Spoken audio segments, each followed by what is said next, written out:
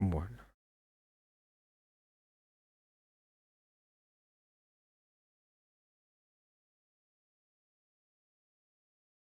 Bueno, de esta manera vamos a dar comienzo al estudio, al tema de esta noche. Somos poquitos, son 8 participantes, ni uno más ni uno menos, 7 sacándome a mí.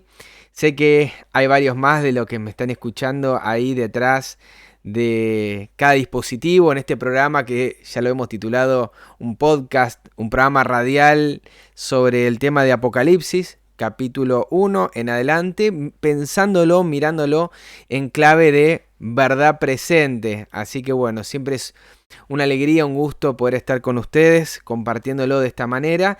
Y si bien uno tiene una lectura regular de la escritura, a veces uno se pone a ver, tengo un gadget en el celular que me aparecen versículos aleatorios de los salmos, proverbios, eclesiastés y más cuestiones. Y hoy me apareció uno en particular muy interesante, porque a veces uno no sabe los caminos del Señor en estas cuestiones, más allá de que no creo en el azar en ese sentido, sé que Dios siempre tiene un mensaje para nosotros, y el pasaje estaba en Eclesiastés 11.2, ¿sí? Y decía algo así como, reparte a 7 y aún a 8 porque no sabes el mal que vendrá sobre la tierra. Ese era el mensaje que tenía para decirme hoy la aplicación, y yo veo hoy los que están congregados y bueno, estaremos en esos números, ¿sí? Antes de comenzar, decirles que pueden buscar en sus Biblias, ¿sí? Apocalipsis 2, pueden buscar también alguna lapicera, algún papel para anotar. Yo tengo los míos, ¿sí? Mis machetes. Subí un PDF donde ustedes tienen ahí algunas preguntas sugerentes para el estudio de hoy. No es que allí van a encontrar la respuesta a todas las preguntas o a las preguntas que vamos a hacer. Simplemente es para que lleven de forma ordenada y organizada lo que vamos a estudiar, ¿sí? Mi recomendación, más allá del PDF, es que ustedes tengan una lapicera y un papel. Con eso sobra, ¿sí? Me estuvieron dando algunas recomendaciones, tanto aquí como en los videos que estoy compartiendo de estos audios. Lo estoy volviendo a compartir en el canal de Verdad Presente, así que aquellos que ya me escucharon y vieron las grabaciones van a escuchar nuevamente repetido, tal vez con alguna mejora en el audio, pero no más que eso, ¿sí? Y les agradezco por compartirlos, pero bueno, allí me han hecho algunas observaciones como de, ustedes saben, voy a compartir un montón de pasajes bíblicos, pero me pidieron de repetir las referencias al principio y al final, para que eso quede bien claro. Yo sé que en alguna transmisión, en algún estudio que tuvimos, habré dicho Efesios y el Apocalipsis, ¿sí? Y sé que la pregunta de qué versión estás utilizando, yo voy a utilizar por lo menos 3 versiones. La central, que es la Reina Valera 60, no es la que más me gusta, pero es la que más se utiliza, ¿sí? Y bueno, como es la más utilizada, prefiero utilizar algo que esté en la mayoría de los hogares de los que me están escuchando, porque ese es el deseo, que pueda llegar a tu casa, ¿sí? Y no andar mareándote buscando acá y allá. La versión Reina Valera Gómez y la versión, creo que es una versión moderna, que está en la biblioteca electrónica, una versión antigua, bueno, en la biblioteca electrónica de Elena de White. Esas 3 cositas voy a estar utilizando. Así que si tenés la versión 60, con eso te basta y te sobra. Pero lo más importante, antes de iniciar con este estudio, es contar con el Espíritu de Cristo, ¿sí? Veo que han dado muchísimas buenas recomendaciones de estos temas y me alegra en el alma que les esté siendo de bendición. Pero también sé que no a todos les cae de la misma manera. Y está bien, cada uno tiene sus tiempos, sus momentos para estudiarlo y para analizarlo, y me parece muy, pero muy bien que vos puedas buscar tus alternativas, ¿sí? Acá simplemente te vamos a dar herramientas bíblicas para analizarlo. Pero creo que lo más importante a la hora de meterse de lleno en estos estudios es contar con el Espíritu de Cristo. Así que antes de abrir la palabra, antes de cualquier cosa, que nuestro Padre Celestial sea quien nos hable en esta reunión, ¿sí? Y a pesar de en esta zona frío invierno que estamos pasando, el calor de Cristo inunde nuestro corazón de la misma manera que inundó el corazón de los 2 discípulos que iban camino de Emaús, que decían, ¿no ardían nuestros corazones cuando lo escuchábamos? Bueno, ese es mi deseo, que ardan sus corazones a la hora de analizar el material que vamos a estar viendo hoy, el texto particularmente que vamos a estar viendo hoy, de Apocalipsis 2, del 8 al 11, el mensaje a la iglesia en Esmirna. Así que, sea donde estén, si pueden ponerse de rodillas, los invito a hacerlo, y si no, de la forma más reverente, ponernos como debe ser, con reverencia en la presencia del Señor. Amante Padre y Dios nuestro que moras en las alturas de los cielos, santo y glorificado sea tu nombre, Señor. Bendito Dios, bendito Rey del universo, cuánta alegría hay en nuestros corazones, Padre, en mi corazón particularmente, de poder encontrarme con mis hermanos en este momento donde está finalizando el día, pero así también, Padre, en ese momento donde estaba finalizando el encuentro que podrían haber tenido José y María buscando ese lugarcito para que nazca Jesús, tú les diste ese lugar en este momento, Padre, en lo último de la historia de este planeta, donde estamos buscando también que Cristo nazca en nuestros corazones, aún en estas horas tan tardes, te ruego, Padre, que Cristo nazca en nuestro corazón. Que ya no vivo yo, que Cristo more en cada uno de nosotros y que hagas ese milagro que necesitamos para nuestra vida. Que transformes nuestro ser, que nos des un nuevo entendimiento para arrepentirnos verdaderamente, para cambiar nuestra cabeza, para opinar distinto de aquellas cosas de las cuales fuimos cabeza dura, pero que en tu palabra estaban tan claras. Ruego, Padre, en esta hora que nos des ese espíritu verdadero, ese espíritu de amor hacia ti y hacia mis hermanos.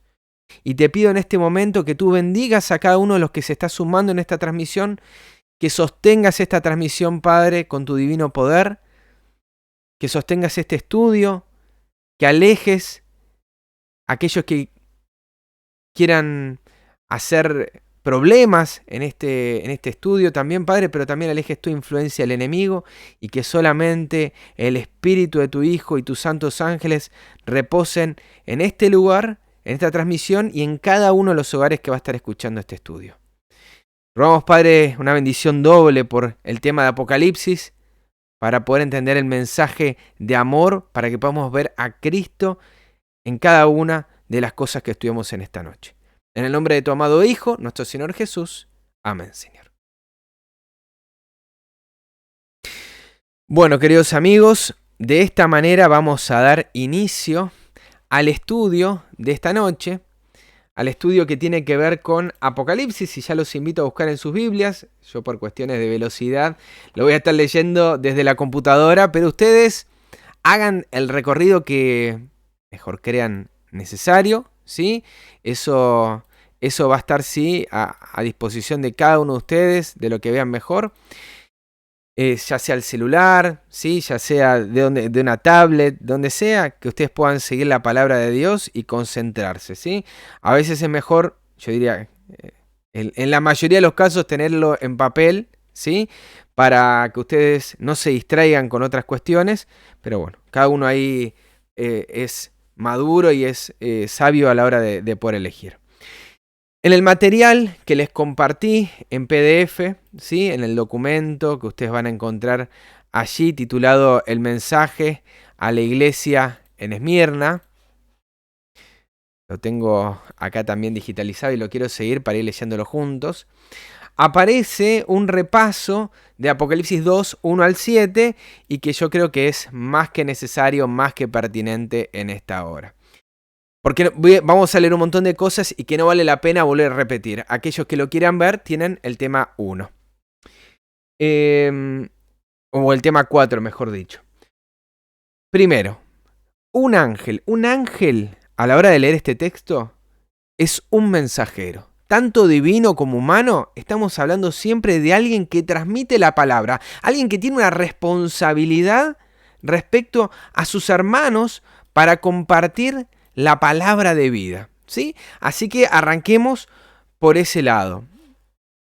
Segundo, los mensajes que vamos a estar leyendo están dirigidos para los mensajeros, no para la iglesia, sino escribe al ángel de la iglesia, ¿sí? O sea, están destinados a ellos, que son los que tienen una responsabilidad en cada iglesia, ¿sí? Son los que están despiertos, porque hay muchos que están dentro de esa iglesia, pero hay algunos que tienen una responsabilidad especial y que tienen que estar alertas a la voz de Cristo para poder transmitir ese mensaje.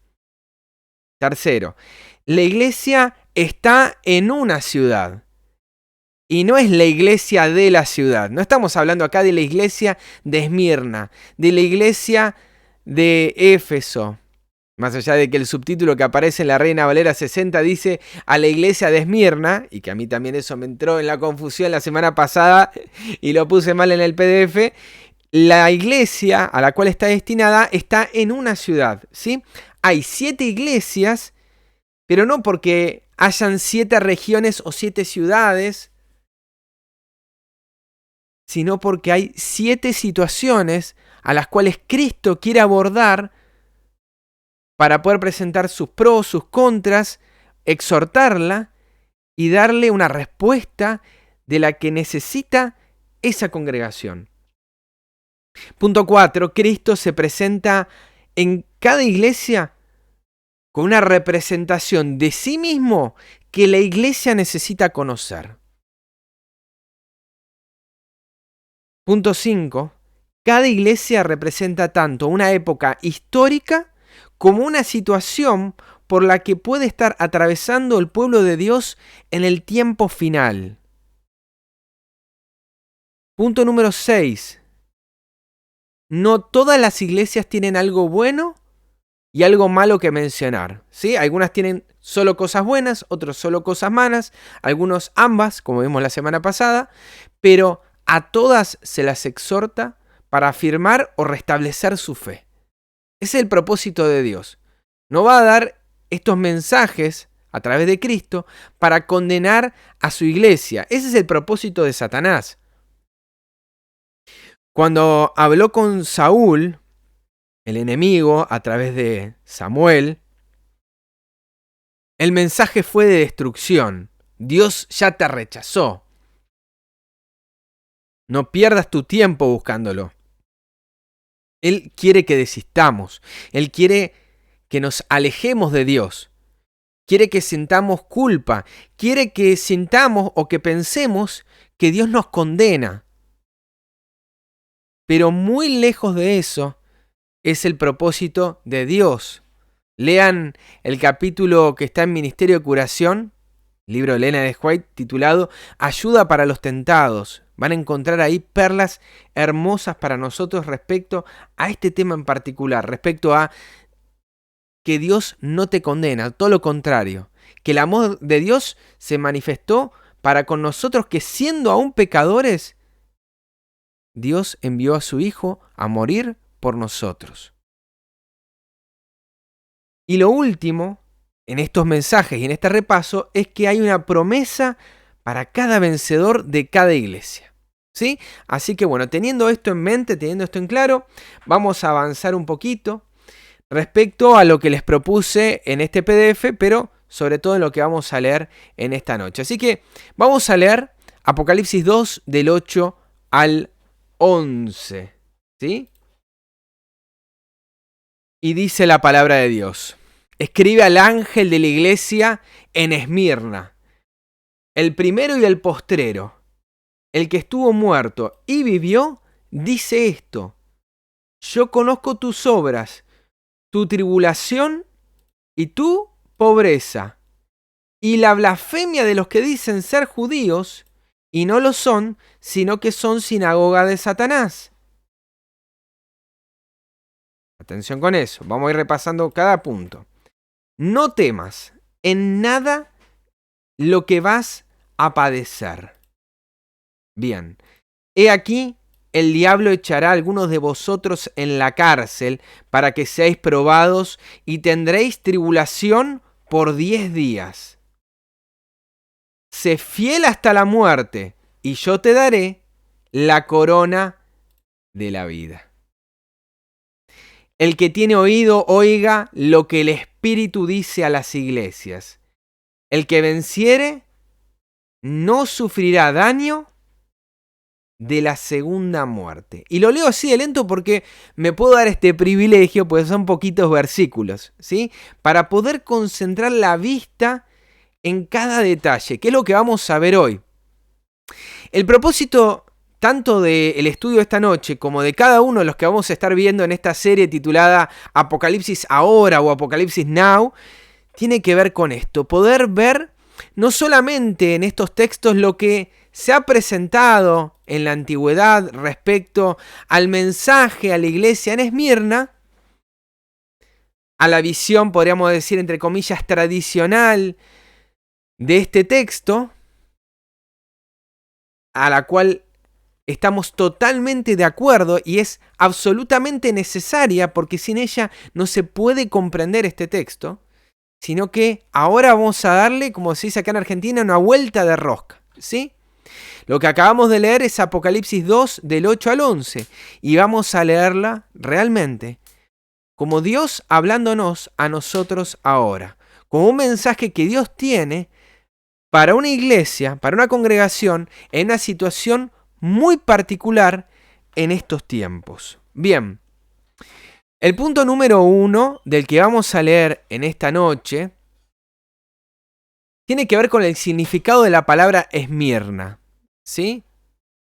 Y yo no me quiero ir muy por las ramas con ese tema, así que simplemente voy a decir qué significa, pero sin lugar a dudas da para otro tema ahí y para seguir analizándolo. La semana pasada ni mencioné el de Éfeso, ¿sí? En este caso lo voy a mencionar, en algún momento haremos una explicación general de todos. ¿Qué significa Esmirna?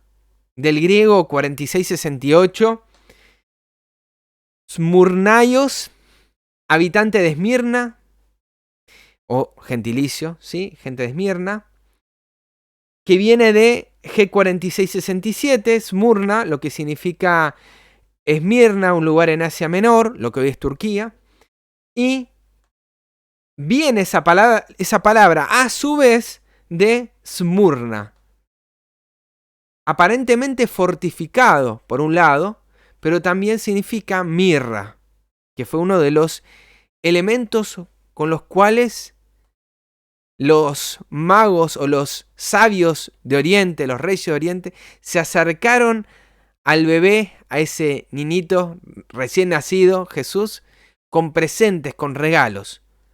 Son materiales muy preciosos, son materiales costosos. Y esto es un dato que nos va a servir para entender por qué el nombre en relación a sus características. Según el diccionario adventista, Esmirna es explicado tradicionalmente como mirra.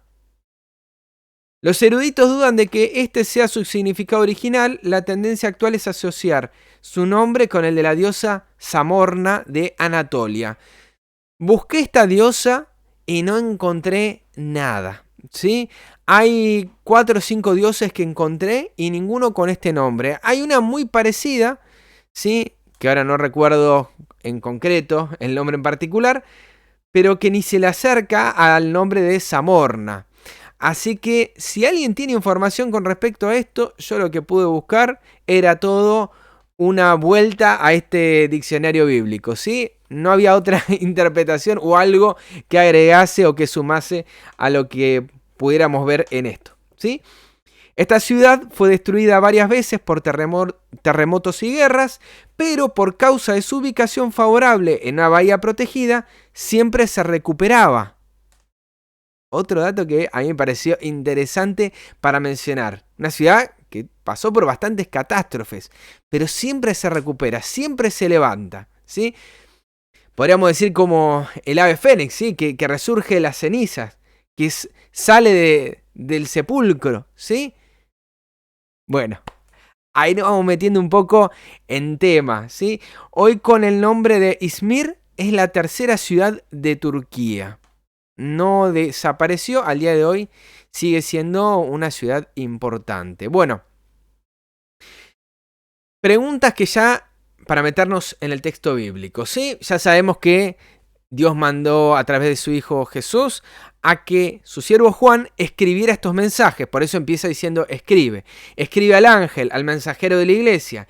La iglesia, la congregación que está en Esmirna, que no es de Esmirna, sino que es una de las 7 situaciones en las que se encuentra la iglesia en el tiempo final. Y la representación de Cristo, porque no dice hola, soy Jesús, sino que dice el primero y el postrero. Sabemos que está hablando de Cristo, pero lo dice con un propósito en particular. El primero y el postrero, el que estuvo muerto y vivió, dice esto, Apocalipsis 2:8. Bueno, el primero y el postrero, sabemos que es de Cristo porque si vamos a Apocalipsis capítulo 1, verso 17, vamos a encontrar que el que puso sus manos sobre él, ese que era hijo de hombre, le dijo, no temas, yo soy el primero y el último. El que vivo, tiempo presente, y estuve muerto, tiempo pasado. Mas he aquí que vivo por los siglos de los siglos. Amén. Y tengo las llaves de la muerte y del Hades. De esto ya hablamos de forma harta en el tercer tema, cuando hablamos de la presentación de Cristo en Apocalipsis capítulo 1. Nuevamente les remito ahí para que busquen allí las respuestas que les pueda surgir estos textos, ¿sí? No temas, yo soy el primero y el último. Esta expresión, como sinónimo, si leemos lo que sigue, es un sinónimo de, en relación a su estado actual, como humano glorificado, y a su estado previo, que es a su humanidad, ser humano, pero sin glorificar y muerto, ¿sí? O sea, nos está hablando de eso, pero si subimos un poquito más, o si vamos un poquito más en la lectura del texto, en Apocalipsis 1, verso 11, nos dice, yo soy el alfa y el omega, el primero y el último. Es decir, vuelve a mostrarnos la expresión primero y último como sinónimo de alfa y omega. Y en Apocalipsis 1:8, un poquito más arriba en el texto, vamos a ver que yo soy el alfa y el omega, el principio y el fin, lo dice el Señor.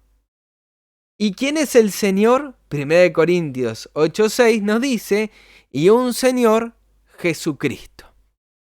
Entonces, nos deja bien en claro que este primero y postrero, este alfa y omega, este Señor, es Jesús. Y la pregunta número 3, ¿qué significa que sea el primero y el último? Se puede responder de muchas maneras. Pero a mí me gustaría leerles un texto en particular que se encuentra en Isaías, capítulo 43, verso 10.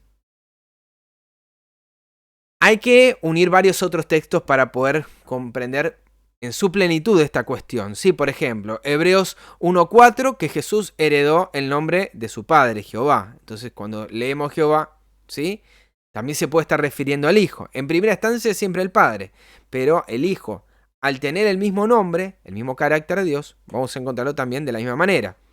Un caso, creo que es el más paradigmático con respecto a este punto, se encuentra en Isaías capítulo 6, cuando habla de que Isaías ve a Jehová de los ejércitos y Juan dice que ese que vio Isaías es Jesús, ¿sí?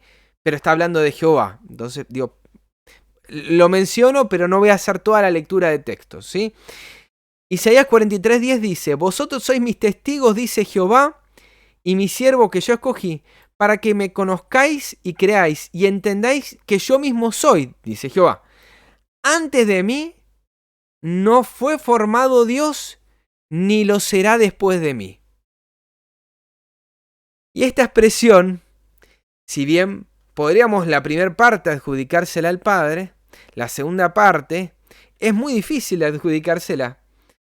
¿Por qué? Porque dice, antes de mí no fue formado Dios, ni lo será después de mí. Quiere decir que hay uno que fue formado, porque si dice, antes de mí no fue formado, ni lo será después de mí, es porque está hablando de un ser que tiene un antes, un principio y un fin en cuanto al engendramiento, ¿sí? En cuanto a su nacimiento en los días de la eternidad. Hay uno que fue formado, la misma expresión, la misma palabrita, si mal no recuerdo, en Isaías 43:10.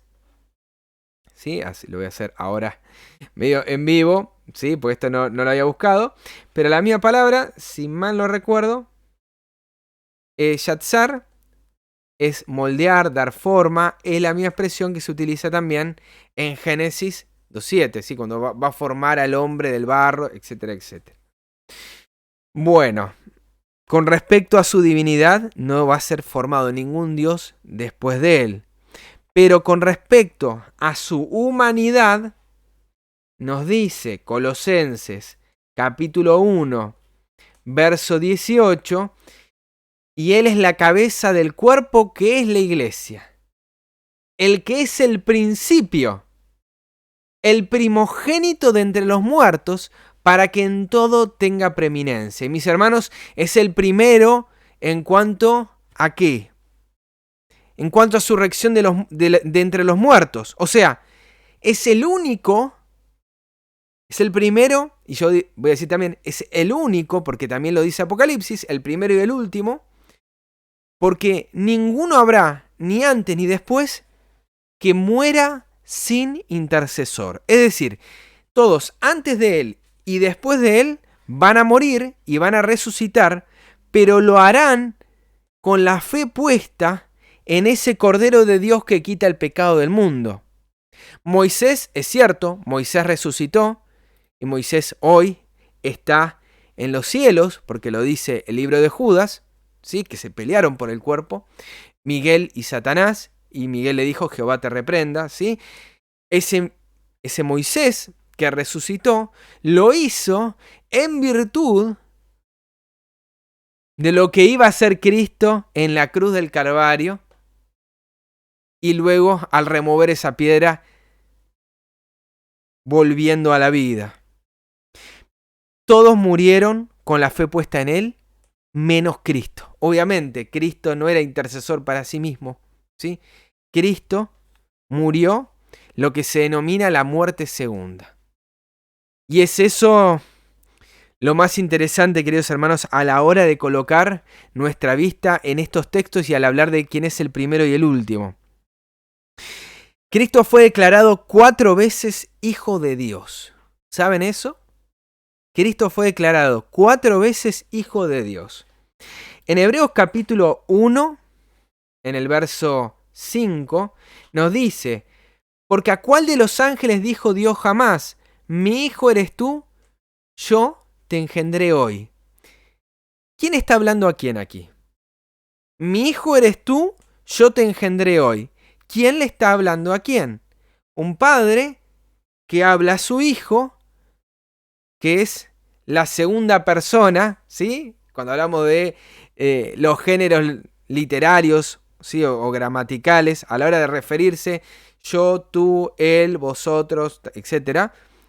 En la segunda persona del singular, mi hijo eres tú. Le está hablando a él. Yo te engendré hoy. Es decir, es en el momento mismo de su engendramiento en los días de la eternidad. Lo que dice Miqueas 5:2. Príncipe nos ha nacido. Bueno, lo buscamos rápido para que nos quede ahí. Nos dice, pero tú, Belén Efrata, pequeña para estar entre las familias de Judá, de ti me saldrá el que será Señor en Israel, y sus salidas, o sea, sus orígenes, son desde el principio, desde los días de la eternidad, ¿sí? En ese momento, el Padre le dijo al Hijo, tú eres mi Hijo, yo te engendré hoy. Volvemos a Hebreos 1:5. Y luego dice, y otra vez, es decir, no es la misma vez, no es en el mismo momento, sino que vuelve a repetir esto en otro momento, y otra vez, yo seré a él padre y él me será a mí hijo. ¿En qué momento puede estar diciendo esto Dios? ¿Será que Dios le está diciendo esto a su hijo? Yo voy a ser para él, hablándole a su hijo, el padre. ¿Será que así le puede estar hablando el padre a su hijo? Claramente no, le está hablando en tercera persona para que otro, que no es el hijo, entienda esta situación de que el padre es el padre y que Cristo es el hijo. Entonces, ¿en qué otro momento? Bueno, vimos que la primera parte donde lo declara es en los días de la eternidad. Después, la segunda parte es después de la creación de los cielos.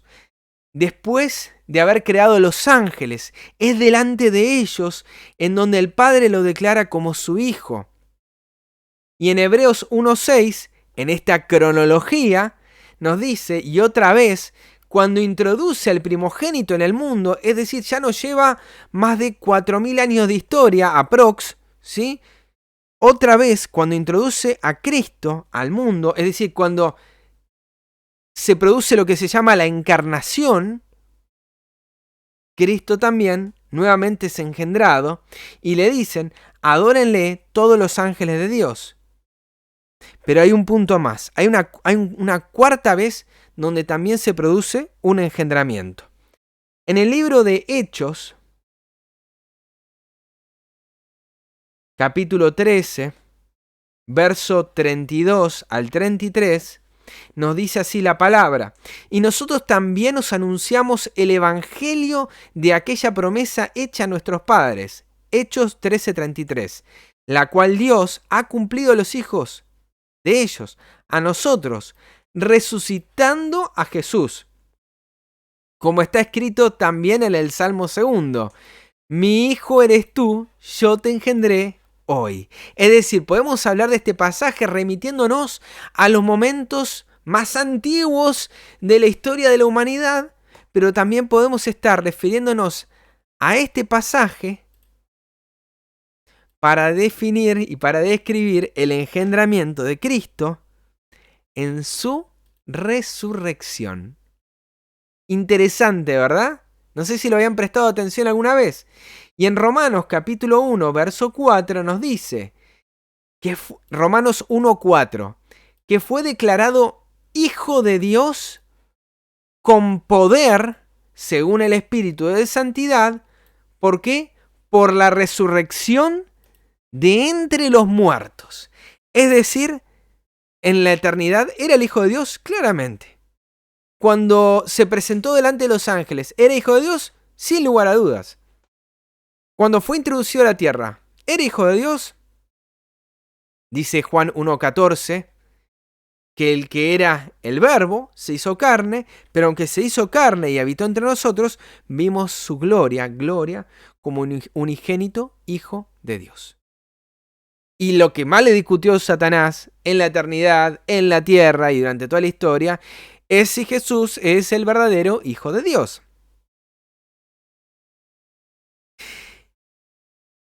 Y no es sino hasta su resurrección de entre los muertos cuando esta verdad queda grabada, queda sellada para siempre. Cristo aparece como el unigénito Hijo de Dios, pero ahora con poder. No hay lugar a dudas. Punto número 4. Vamos a avanzar un poco porque nos queda bastante y estamos avanzando un poquito lento. Vamos por el punto 4 del material que subí al grupo, al canal. ¿Por qué se presenta así? ¿Por qué Cristo, ustedes piensan que se presentó de esta manera? Como el primero y el último, el que estaba muerto y vivió. Aquellos que leyeron el pasaje de Apocalipsis y prestaron atención a cada palabra, se darán cuenta el por qué. El mensaje está destinado a una iglesia que verá la muerte. Ya sea por encierro, ya sea por martirio, ya sea de la forma que sea, Esta iglesia pasará por una experiencia similar y necesita estar firme en el mensaje de la resurrección. En Primera de Corintios, capítulo 15, verso 12 en adelante, Primera de Corintios 15, del 12 en adelante, nos dice: pero si se predica de Cristo, que resucitó de los muertos, ¿cómo dicen entre vosotros que no hay resurrección de muertos? Parece que ese era un tema, una preocupación, como hoy pueden haber otras preocupaciones, otros problemas doctrinales, etc. En ese tiempo, la gran preocupación que había era que no había resurrección. Recuerdan que los saduceos pensaban de esta manera y había pica, había conflicto entre fariseos y saduceos por este punto en particular. Y ahí los saduceos le sacaron, ¿sí?, esas preguntas rarísimas solamente para obviar lo que Dios tiene claro en su palabra. Porque estos saduceos que le empezaron, no, que si una mujer tiene un marido, se muere, tiene otro marido, se muere, tiene otro marido, y así 7 veces, en el cielo, si todos resucitan y van al cielo, ¿de quién será marido esa mujer? Y Jesús le dice, ustedes niegan 2 cosas, el poder y la palabra de Dios. Y somos ignorantes respecto a esto. Queremos darle una respuesta a todo, pero no queremos creer en lo más sencillo que hay de la palabra de Dios. Aquellas cosas que son sencillas, que están a nuestro alcance, no nos gustan. Y por ese motivo nos metemos a discutir cosas de las cuales Dios no nos ha dado una respuesta. Pero de las cosas que están, mirá lo que dice. 1 Corintios 15:13. Porque si no hay resurrección de muertos, tampoco Cristo resucitó. Y si Cristo no resucitó, vana es vuestra predicación, nuestra predicación, vana es nuestra fe. No puedes creer una cosa y no creer la otra. Si somos hallados falsos testigos de Dios, porque hemos testificado de Dios que Él resucitó a Jesús, al cual no resucitó, si en verdad los muertos no resucitan. Porque si los muertos no resucitan, tampoco Cristo resucitó. Y si Cristo no resucitó, vuestra fe es vana. Aún estáis en vuestros pecados. No dice, aún no te vas a salvar en un futuro. Aún tiempo presente, ¿sí? Porque la muerte de Cristo no es una solución para el futuro de nuestros pecados, sino para el tiempo presente, para la actualidad. Entonces también dice, verso 18, entonces también los que durmieron en Cristo perecieron. Si en esta vida solamente esperamos en Cristo, somos los más dignos de conmiseración de todos los hombres. Es decir, ¿qué estás haciendo? Dedicate a otra cosa, en cualquier otra, ¿sí? Pero, dice Pablo y lo afirma, mas ahora Cristo ha resucitado de los muertos. Primicia de los que durmieron es hecho. Porque por cuanto la muerte entró por un hombre, también por un hombre la resurrección de los muertos. Es decir, esta es una verdad importantísima, porque si Cristo resucita y Cristo se presenta a Esmirna como la resurrección y la vida, le está dando una certeza a esta iglesia que va a pasar por lo mismo, que nunca va a haber, no la muerte primera, pero sí, como dice al final, la muerte segunda. No te preocupes por la segunda, porque en esa Cristo es el primero y el último, no va a haber otro que pase por esa situación, pero sí, así como Cristo murió y resucitó, así también aquellos que creen serán vivificados. Vamos con la pregunta número 5 del estudio. ¿Cuáles son las características favorables de la iglesia, de esta iglesia? Bien, volvemos al texto en Apocalipsis capítulo 2, verso 8, verso 9 en este caso, y le dice nuevamente, como en la iglesia de Éfeso, que Dios conoce sus obras. No se las acepta las obras, o por lo menos no hay algún halago, como vamos a ver en otro caso, pero tampoco se las rechaza, como pasó con Éfeso. Ojo, porque todas estas cosas son claves, ¿sí? Las palabras no están puestas porque sí. Y algunos están esperando siempre que venga Cristo a elogiarnos lo que hacemos. Mis hermanos, si hicimos lo que teníamos que hacer, dice Cristo, somos siervos inútiles. Y eso debe ser nuestro máximo galardón. Mis hermanos, no debemos halagarnos por hacer las cosas que Dios nos está llamando a hacer. Estamos esperando el me gusta, estamos esperando que la gente nos felicite, estamos esperando. Está buenísimo poder decirle a un hermano, qué bueno lo que compartiste hoy, me encantó. Pero uno no lo tiene que hacer para esperar eso. Como hoy les dije al principio, antes eran 8, ahora son 11. Y realmente soy feliz con los que estén escuchando ahora.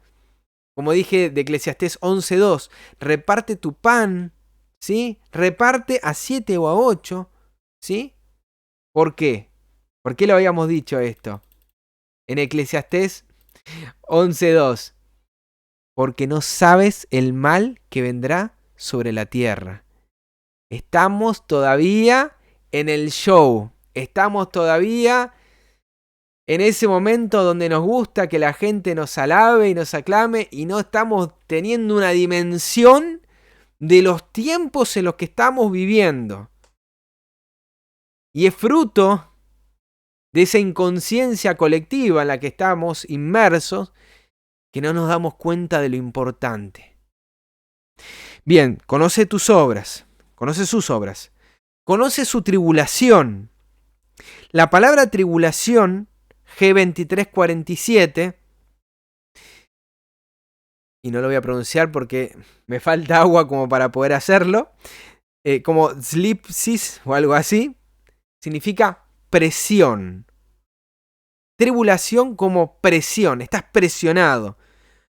Estrechez, aflicción, angustia, persecución, todo eso significa tribulación.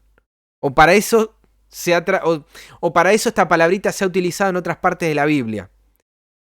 Esta palabra a su vez viene de G2346, que significa amontonar.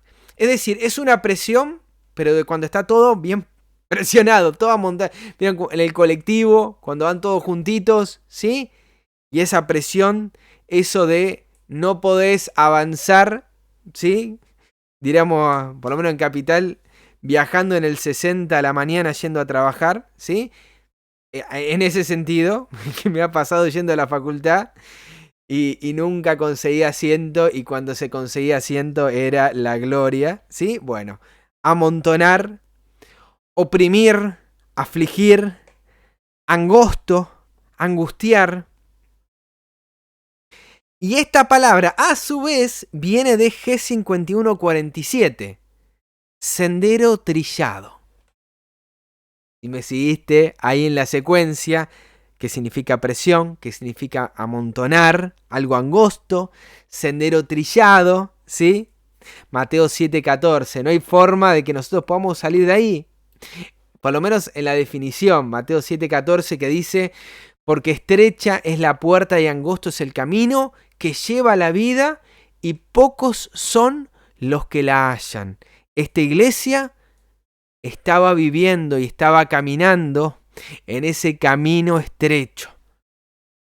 La palabrita sendero trillado es la que se utiliza en el caso de Juan el Bautista, que dice que él tenía que preparar sendero, el camino, ¿sí? Para el rey. Ese camino que tenía obstáculos, ese era el sendero trillado, ¿sí? No es el camino angosto, sino el sendero rocoso, complicado para andar. Pero en ese sendero es el que se va preparando esta iglesia, el que conoce, para preparar el camino a Cristo.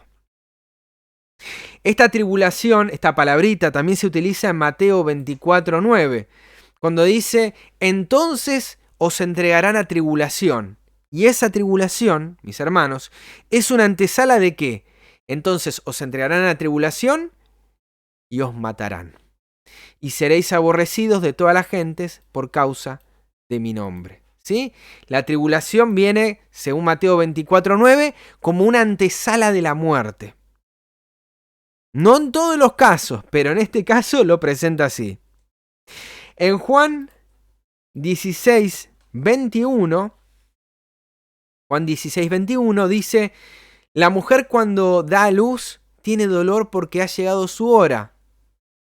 Pero después que ha dado un niño, ya no se acuerda de la angustia. La palabra angustia ahí es tribulación. Ya no se acuerda de su tribulación, es la misma. Porque el gozo de que haya nacido un hombre, por el gozo de que haya nacido un hombre en el mundo. Es decir, esta tribulación, este dolor, viene cuando la iglesia está por dar a luz a ese hombre, a ese niño. ¿Es un dolor largo?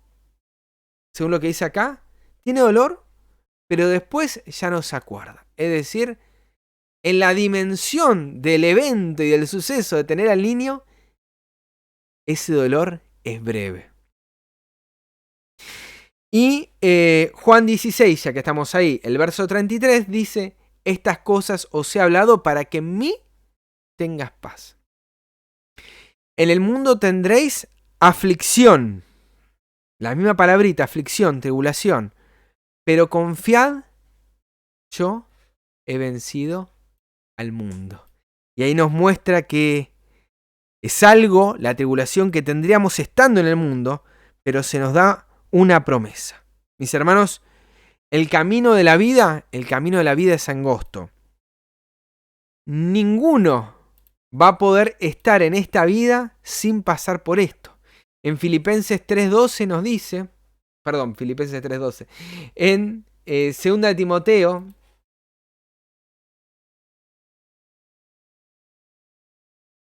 a ver si lo estoy... Bueno, lo he escrito... acá está, gracias Padre. 2 Timoteo 3:12 nos dice: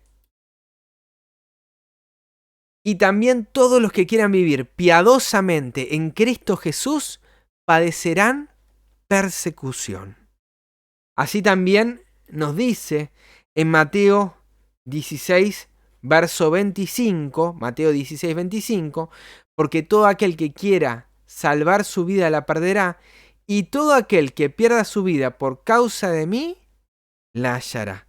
El perder la vida es encontrarla. El verdadero cristiano no le tiene miedo a la muerte. Incluso, dice el apóstol Pablo, la muerte es ganancia. Qué diferente la mente que tenemos con respecto a este mundo. Continúa el pasaje en Apocalipsis, capítulo 2. Ustedes dijeron, son cortitos los pasajes. Pero no, pero vamos a verlo bien. Apocalipsis 2:9 dice que conoce su pobreza. Pero esa pobreza, lo dice entre paréntesis, que no es tan así, porque es rica. A diferencia de la Odisea, donde en Apocalipsis 3:17, y ya lo veremos esto, tú dices que sos rico y que te has enriquecido y de ninguna cosa tengo necesidad, y no sabes que tú eres un desventurado, miserable, pobre, ciego y desnudo. Es decir, el que se dice pobre es rico, y el que se dice rico en realidad es todo lo contrario. Ahora, ¿a quién eligió Dios en esta tierra? En Santiago 2, verso 5 dice: hermanos míos amados, oíd. Santiago 2:5. ¿No ha elegido Dios a los pobres de este mundo para que sean ricos en fe y herederos del reino que ha prometido a los que le aman? ¿A quién eligió Dios? ¿No ha elegido Dios a los pobres de este mundo? Y no los eligió para que sean ricos en bienes materiales en esta tierra. No significa que esté mal quien así los tenga, ¿sí? Y los emplee para la obra, porque el Señor a todos nos da talentos. Pero Dios no llamó, en este sentido, a pobres para que sean enriquecidos en este evangelio que se propaga de la prosperidad, sino para que sean ricos en fe y herederos del reino. También dice en 2 Corintios 6, verso 10, como pobres, mas enriqueciendo a muchos. El verdadero rico es el que enriquece a otro. Para el Señor, como pobres. Pero en realidad no lo es así. Como no teniendo nada, dice también, mas poseyéndolo todo. Lo importante, ¿dónde tenemos puesta la cabeza, mis hermanos? En Apocalipsis 3:18, el mensaje estaba iglesia de la Odisea, que era pobre, que era rica, pero en realidad era pobre, necesitaba de qué cosas? De dones o de bienes espirituales. Necesitaba ser rica de Cristo. En 2 Corintios, capítulo 8, verso 9, nos dice: porque ya conocéis la gracia de nuestro Señor Jesucristo, que por amor a vosotros se hizo pobre. Él es nuestro ejemplo, mis hermanos. ¿Y por qué se hizo pobre? Para que siendo pobre, se hizo pobre, siendo rico, para que vosotros con su pobreza fueseis enriquecidos. Leemos algunos versículos más adelante, en 2 Corintios 8, 13 y 14. Porque no digo esto para que haya para vosotros holgura y para vosotros estrechez, ¿sí? O sea, no está diciendo esto para que los que predican se hagan millonarios y ustedes sean unos rotosos, unos pobres, ¿sí? Que tengan dificultades económicas. No les estoy diciendo pongan el diezmo y después que la pasen mal. Sino para que en este tiempo, verso 14, con igualdad, la abundancia vuestra supla la escasez de ellos. Escuchen bien, esto es igualdad para Dios, muy distinto a lo que propaga este sistema. Para que la abundancia económica de ustedes, le dice a los corintios, supla la escasez económica de ellos. ¿Para qué? Para que también la abundancia espiritual de ellos, de estos ministros, supla la necesidad vuestra, para que haya igualdad. Es decir, al dar, recibimos. Y al recibir unos de otros, se compensa este sistema. Esto es increíble, no sé si alguno lo han visto así de esta manera, pero lo presenta el apóstol Pablo para que podamos tener confianza en lo que Dios nos muestra en su palabra. En 1 Timoteo les habla directamente a los ricos, sin tapujo, le habla el apóstol Pablo. 1 Timoteo 6:17 dice: a los ricos de este siglo manda que no sean altivos, ni pongan la esperanza en las riquezas, las cuales son inciertas. Pregúntele hoy a un argentino ahorrando en pesos, si esto no es así. Sino en el Dios vivo, que nos da todas las cosas en abundancia para que las disfrutemos. Esa es nuestra inversión, mis hermanos. Ahí tiene que estar puesto nuestro corazón. Que hagan bien estos ricos, que sean ricos, sí, pero ricos en buenas obras, dadivosos, generosos, atesorando para sí buen fundamento para lo porvenir, que echen mano de la vida eterna. Como dice también Jesús, Mateo 5:3, bienaventurados los pobres en espíritu, porque de ellos es el reino de los cielos. Volvemos a las preguntas y vamos a la pregunta 6. ¿Hay algo que se le reprocha a esta iglesia? ¿Qué se le reprocha? Bueno, ahí pueden contestar muy sencillamente, como aparece en Apocalipsis 2, no se le reprocha nada. Hay solamente 2 iglesias que no tienen reproche. Y esta similitud a mí me llama mucho la atención. Una es la iglesia de Esmirna, la que estamos leyendo aquí. La otra es la iglesia de Filadelfia. Son las 2 únicas iglesias que solo tienen halagos y que no tienen reproche, y que tienen una batalla, un conflicto que luchar y que vencer. Pero cada una de formas distintas, ¿sí? No es lo mismo Filadelfia que Esmirna. Vamos a la pregunta 7. ¿Cuál es la blasfemia que debían soportar la iglesia en Esmirna y que Cristo consideraba, que Cristo estaba advirtiendo de lo que estaba ocurriendo allí? Claramente dice la blasfemia de los que dicen ser judíos, Apocalipsis 2:9, y no lo son, sino sinagoga de Satanás. La blasfemia de los hipócritas. La blasfemia de los que dicen ser algo y no lo son. Y la sinagoga de Satanás. Esto da para poner el tema, ¿no? Poner en YouTube la sinagoga de Satanás, y yo sé que ahí se prendería muchísimo a ver, ¿y de qué iglesia va a hablar? ¿Y de qué van a mencionar? Vamos punto por punto. La primera pregunta que me surge es, si ellos decían ser judíos, estos que blasfemaban, ¿verdad? Y no lo eran, ¿qué era la iglesia de Esmirna?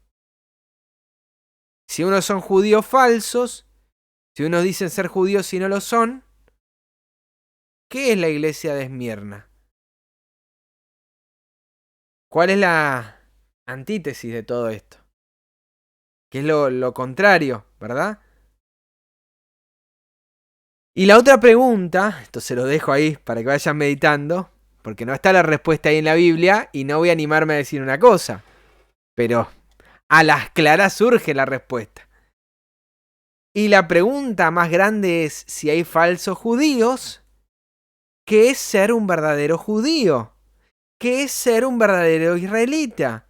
¿Y cómo uno puede ser un verdadero judío? Si eso es algo loable para el Señor, porque dicen que son judíos y no lo son, es decir, porque el Señor realmente le parece agradable que sean judíos y que manifiesten lo que son y que lo sean verdaderamente. Entonces, ¿qué dice Jesús que es un verdadero judío? Vamos a Juan capítulo 1, Juan 1, verso 47. Dice que cuando Jesús vio a Natanael que se le acercaba, dijo Jesús, y dijo de él, he aquí un verdadero israelita en quien no hay engaño. Bien, la primera definición nos da que Natanael era un verdadero israelita.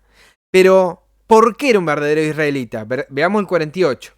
Le dijo Natanael, ¿de dónde me conoces? O sea, ¿cómo sabes que yo soy un verdadero israelita? Y le respondió Jesús y le dijo, antes que Felipe te llamara, cuando estabas debajo de la higuera, yo te vi. Es decir, Natanael, yo sé que vos le dedicabas tiempo a estar a solas con Dios, a estar en un lugar donde nadie te podía ver, salvo yo. A estar en un lugar donde la única pregunta que intentabas resolver en tu cabeza era cuándo y de qué manera iba a aparecer el Mesías tan esperado por el pueblo de Israel, en ese lugar tan íntimo donde te ponías a estudiar las profecías de la pronta venida de Jesús. Ser un verdadero israelita para Jesús. ¿Y qué se le prometió? Verso 50. Respondió Jesús y le dijo, ¿por qué te dije, te vi debajo de la higuera, crees? Cosas mayores que estas verás. Y le dijo, de cierto os digo, de aquí en adelante veréis el cielo abierto y los ángeles de Dios que suben y descienden sobre el Hijo del Hombre. Si leemos esto en lo que dice el deseo de toda la gente respecto al ministerio de los ángeles, nos llevaremos una grata sorpresa que detrás de todo este milagro estaban no solamente involucrados el poder de Dios, sino que el ministerio de los ángeles. Los milagros de Cristo se realizaban por el poder de Dios a través de este ministerio angelical. Y lo que iban a tener, y lo que iba a tener este verdadero israelita, y lo que van a tener, y lo que vamos a tener todos los verdaderos israelitas, es poder presenciar el poder de Dios, poder presenciarlo. Esto es lo que se les promete a un verdadero judío. Vamos a definiciones claras, definiciones de manual. ¿Qué es ser un judío? En Romanos capítulo 2, verso 28 al 29, Romanos 2, 28 al 29 dice, pues no es judío el que lo es exteriormente, ni es la circuncisión la que se hace exteriormente en la carne. Así que estos son los truchos. Estos son los falsos, estos los que no van, ¿sí? El que dice que va a guardar algo exteriormente, ¿sí? El que se circuncida exteriormente y solamente hace eso, ese es el judío trucho, el judío falso, ¿sí? Y vamos a ver que Pablo no va en contra de esto, va en contra de aquellos que lo consideran como elementos de salvación, como aquellos, ¿sí?, que colocan estos elementos como un requisito para ser salvos, ¿sí? ¿Y qué dice el 29? ¿Qué es un judío? Sino que es judío el que lo es en el interior. Y la circuncisión es la del corazón, en espíritu y no en letra. La alabanza del cual no viene de los hombres, sino de Dios. Este es un verdadero judío. Este es un verdadero israelita. ¿Sí? Y vamos a Romanos 9, verso 8, y vamos a leer que esto es, ¿sí?, respecto a la descendencia de Israel, no los que son hijos según la carne son hijos de Dios, sino que los que son hijos según la promesa son contados como descendientes. Es decir, no son los de la carne, no son los que procuran salvarse por sus obras, por lo que ellos son, sino que un verdadero judío, un verdadero descendiente de Abraham, de Isaac y de Jacob, son los de la promesa. Son los que su fe está puesta en Cristo y no en ellos. Está puesta en lo que hizo en la cruz por nosotros. Está puesta en lo que hace Cristo en el santuario, en nosotros, y está puesta en lo que Cristo hará cuando venga a buscarnos. En 1 Corintios capítulo 1, verso 30 nos dice que Cristo es 4 cosas. Mas para los que estáis en Cristo, 1 Corintios 1:30, los que están en Cristo Jesús, el cual nos ha sido hecho por Dios, 4 cosas. Sabiduría, justificación, santificación y redención. Cristo fue hecho para nosotros sabiduría.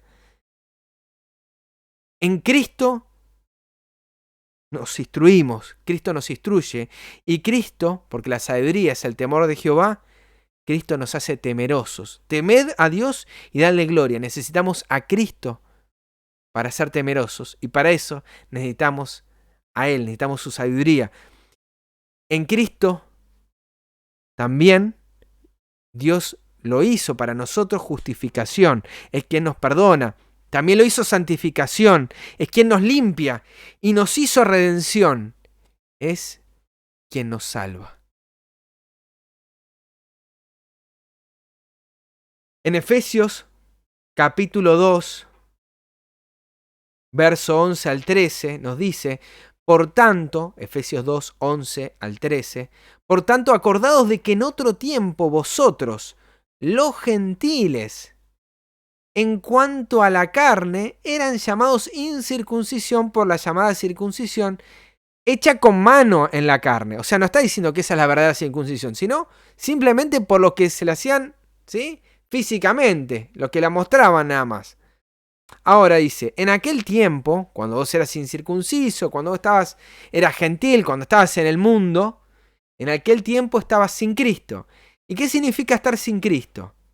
Sin Cristo significa estar alejado de la ciudadanía de Israel, ajeno a los pactos de la promesa, sin esperanza y sin Dios en el mundo. Todo esto éramos sin Cristo. Ahora, pero en Cristo, vosotros que antes, que en otro tiempo estabas lejos, habéis sido hechos cercanos por la sangre de Cristo. Entonces, si antes estabas sin Cristo, estabas alejado, ahora estando en Cristo, ¿estaremos alejados o cercanos a la ciudadanía de Israel? Estaremos cercanos, mis hermanos. Él nos ha acercado, ¿sí?, acercado a la ciudadanía. Ahora somos israelitas, ahora somos judíos. ¿Sí? No somos el Israel simplemente espiritual. No, mis hermanos, somos el Israel real. Porque está el Israel real, que somos aquellos que creemos por la fe, por la promesa, y está el Israel falso, el judío falso, que no es simplemente el que ahora vive en Palestina, sino todos aquellos que creen que por la obediencia a la ley, por lo que ellos hacen, pueden ser salvos. Entonces ahora en Cristo estamos cercanos, estamos con la ciudadanía de Israel, estamos no ajenos, sino ahora próximos y bien familiarizados a los pactos de la promesa, con esperanza y con Dios en este mundo. ¿Cuántas cosas ahora fuimos hechos en Cristo? Y estoy leyendo la palabra. Le gusta a quien le guste, mis hermanos. Estoy leyendo la palabra de Dios. Dice que estos que no querían ser judíos blasfemaban, ¿no? No, perdón. Cristo dice. La blasfemia de los que dicen ser judíos no lo son, sino que son sinagoga de Satanás. La palabra sinagoga, G4864, significa asamblea de personas, lugar de reunión o lugar, iglesia, congregación. ¿Sí? Por ejemplo, cuando el apóstol Pablo iba a predicar, en Hechos 13:43, nos dice que no fue a predicar simplemente a una sinagoga, sino a una congregación. Al final, Liliana, muchísimas gracias por participar. Al final les voy a dar lugar para que hagan preguntas y aportes. Por favor, no se olviden lo que quieran decir ahora, anótenlo para poder charlarlo al final. Por favor, les pido. Esta palabrita, sinagoga, viene de G4863. Conducir juntos, coleccionar, reunir. Esta palabra me gustó. Entretener hospitalariamente. Eso también es esta sinagoga. Porque entretiene y no es la diversión de este mundo. Lamentablemente el mundo está buscando otra cosa, está buscando pasiones.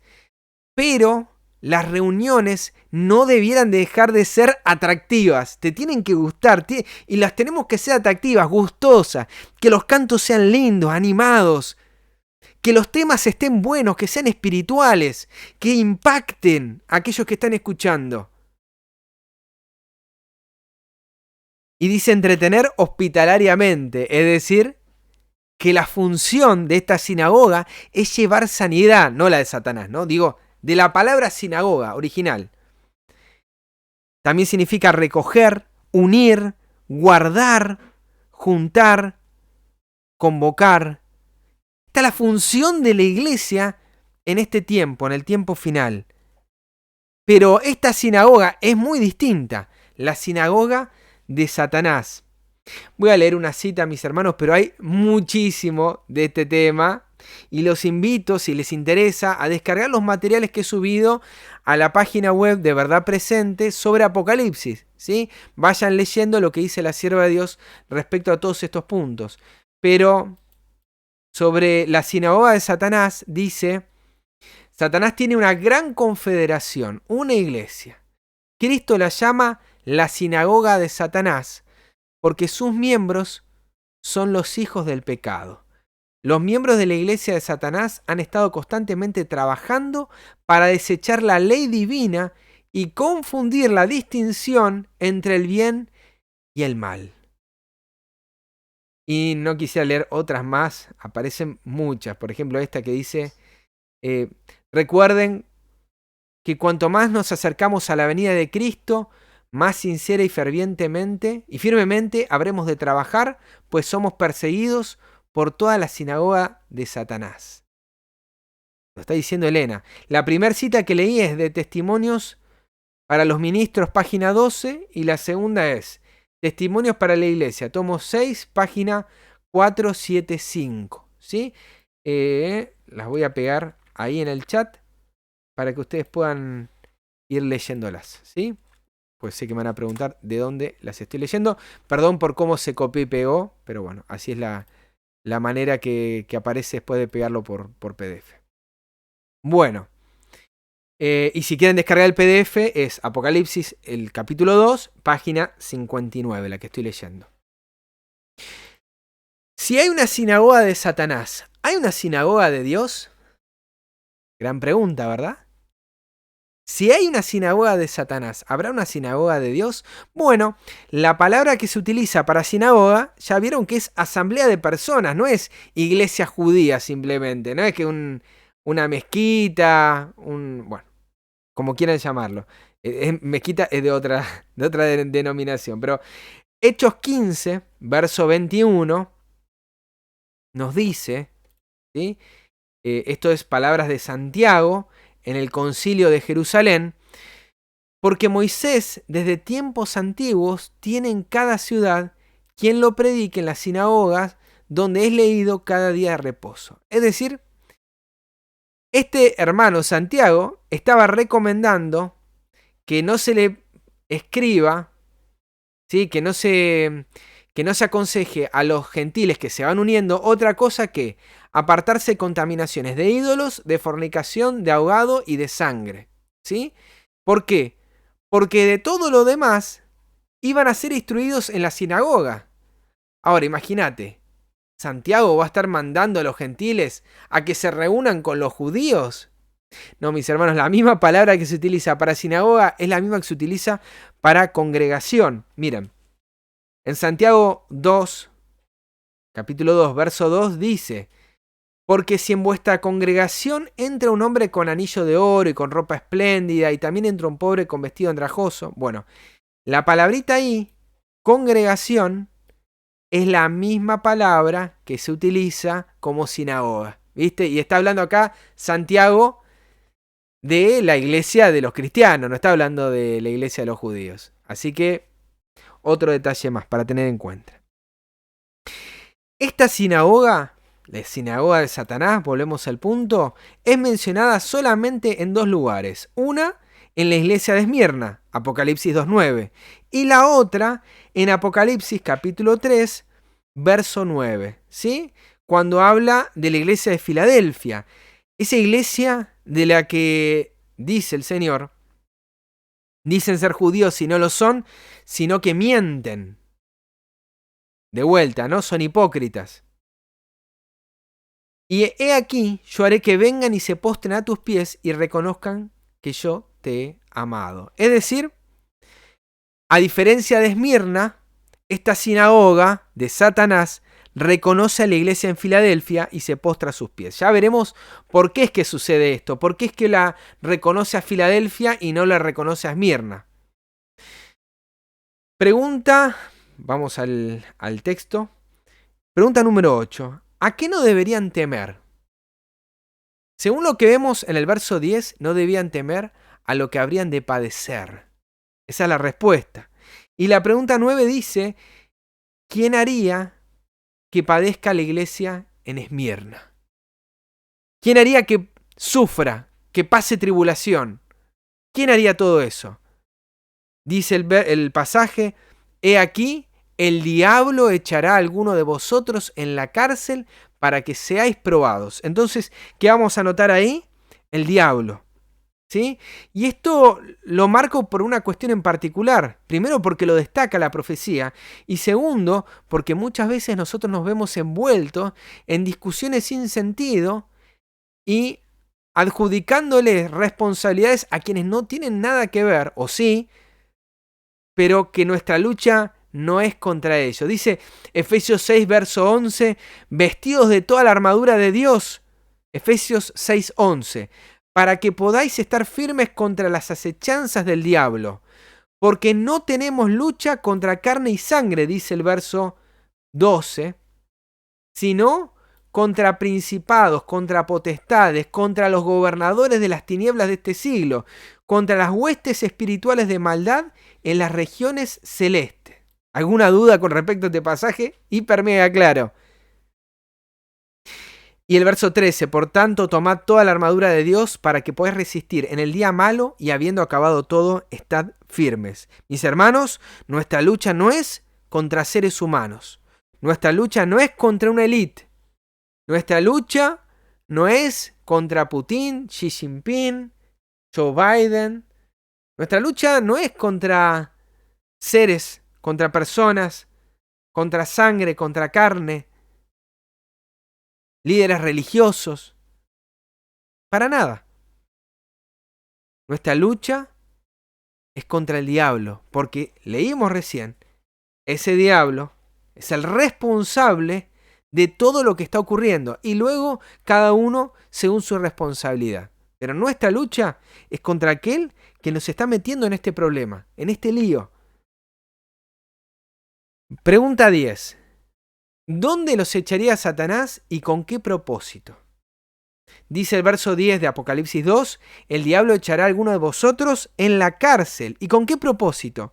Para ser probados.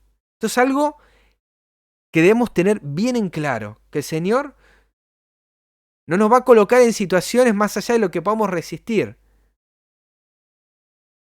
Pero es el diablo el que nos lleva en esas situaciones, ¿sí? Y todo esto tiene un propósito salvífico. Dice Santiago, verso 1, capítulo 1, verso 2 al 4, hermanos míos, Santiago 1, 2 al 4, tened por sumo gozo cuando os halléis en diversas pruebas, sabiendo que la prueba de vuestra fe produce paciencia, mas tenga la paciencia su obra completa, para que seáis perfectos y cabales, sin que os falte cosa alguna. Hermanos, necesitamos ser probados para que esa prueba produzca, la prueba de nuestra fe, no cualquiera, sino la de nuestra fe, produzca paciencia.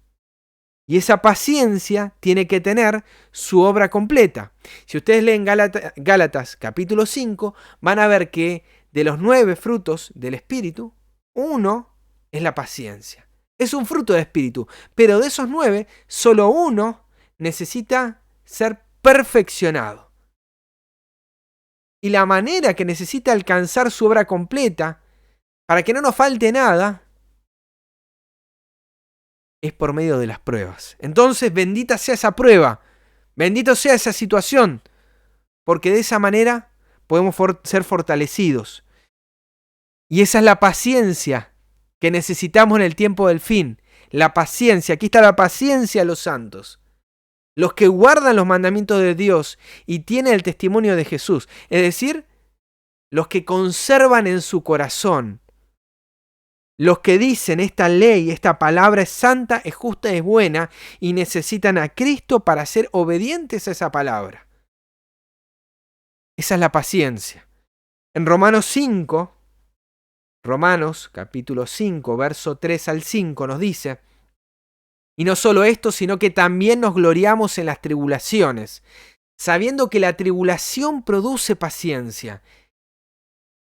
La tribulación que produce paciencia. Y la paciencia, prueba. Y la prueba, a su vez, produce esperanza. Y la esperanza no avergüenza, porque el amor de Dios ha sido derramado en nuestros corazones por el Espíritu Santo que nos ha dado. Entonces, las pruebas son necesarias para producir paciencia. Acá dice, la prueba es necesaria para tener esperanza. ¿Sí? La paciencia prueba y la prueba esperanza. Y en 1 de Pedro, capítulo 4, verso 12 al 14, ¿cuánto se puede sacar de tan poco, verdad? 1 de Corintios 4, del 12 al 14, 1 de Pedro 4, del 12 al 14, dice: amados, no os sorprendáis del fuego de la prueba que os ha sobrevenido, como si alguna cosa extraña os aconteciese. Nos volvemos locos, ¿sí? ¡Ay, me están sacando mis libertades! ¡Salgamos a la calle a protestar! Amados, no os sorprendáis del fuego de la prueba que os ha sobrevenido como si algo extraño os aconteciese. ¿No estaba predicho de que iban a haber pestes y plagas en el tiempo del fin? Verso 13. Si no, gozaos, estad felices. ¿Y cómo uno puede estar felices? Gozaos por cuanto sois participantes de los padecimientos de Cristo, para que también en la revelación de su gloria os gocéis con gran alegría. Mis hermanos, solamente podemos hacerlo cuando contemplamos lo que Cristo sufrió y padeció por nosotros. Por eso es tan importante que tengamos esas escenas vívidas en nuestra mente. Si somos vituperados por el nombre de Cristo, sois bienaventurados, porque el glorioso Espíritu de Dios reposa sobre vosotros. De parte de ellos Él es blasfemado, pero por vosotros Él es glorificado. Pregunta número 11. Y ya vamos finalizando, no queda mucho más y esto es cortito. ¿Por cuánto tiempo iban a ser probados según Apocalipsis 2:10? ¿Por cuánto tiempo? Ya los estoy escuchando. Por 10 días. ¿Y qué significa esto en relación al periodo de supremacía papal? Por ejemplo, ¿cuánto tiempo iba a dominar el papado y dominará? Apocalipsis 13. ¿Cuánto tiempo perseguirá? ¿Cuánto tiempo tendrá autoridad para hacer guerra a los santos y vencerlos? Apocalipsis 13:5. 42 meses. Tiempo y la mitad de un tiempo. Diría Daniel 7:25. 3 años y medio. 1260 días. Y si vemos 1260 días y vemos 10 días, la referencia, ¿sí? El significado cae a las claras, ¿verdad? Es muy poco tiempo, 10 días, en relación al periodo de persecución. Va a ser algo breve, rápido, veloz, fugaz. Pero ese tiempo será doloroso. ¿Sí? ¿Va a ser doloroso? Sin lugar a dudas. Pero cuando pase eso, así como el dolor de la mujer de parto, cuando pase ese momento, el dolor se olvidará. Para ellos no habrá más muerte, más llanto, más lágrima. Eso pasó. Apocalipsis 24 dice que ellos que fueron, decapitados, nos menciona Apocalipsis 24, son los que van a estar en los cielos. Y nos lo menciona porque ellos también vencieron, no solamente a lo largo de toda la historia, estos mártires, sino en el tiempo final, en los tiempos donde estaba vigencia la imagen, la bestia, la imagen y la marca de la bestia. En esos tiempos van a haber mártires también. Pero es corto el periodo, 10 días, porque ya no va a valer de nada esas muertes que van a ocurrir. A diferencia de lo que ocurrió durante la Edad Media, donde esas muertes eran una semilla para seguir plantando el Evangelio, donde cuando morían uno, cientos y miles descubrían la palabra, se arrepentían y seguían a Cristo y lo predicaban, en los tiempos finales eso ya no tendrá lugar. Cada uno habrá tomado su decisión. Y lo que va a tener que suceder, va a suceder pronto y rápido, porque si no, ninguno subsistiría. Ya sea por los juicios de Dios o por el estado del hombre sin el espíritu refrenador de Dios. Pregunta 12. ¿Ya? Nos quedan solamente 2. ¿Qué se le promete a la iglesia fiel? Le dice el Señor: sé fiel hasta la muerte y yo te daré la corona de la vida. Y al final del 11, el que venciere no sufrirá daño de la segunda muerte.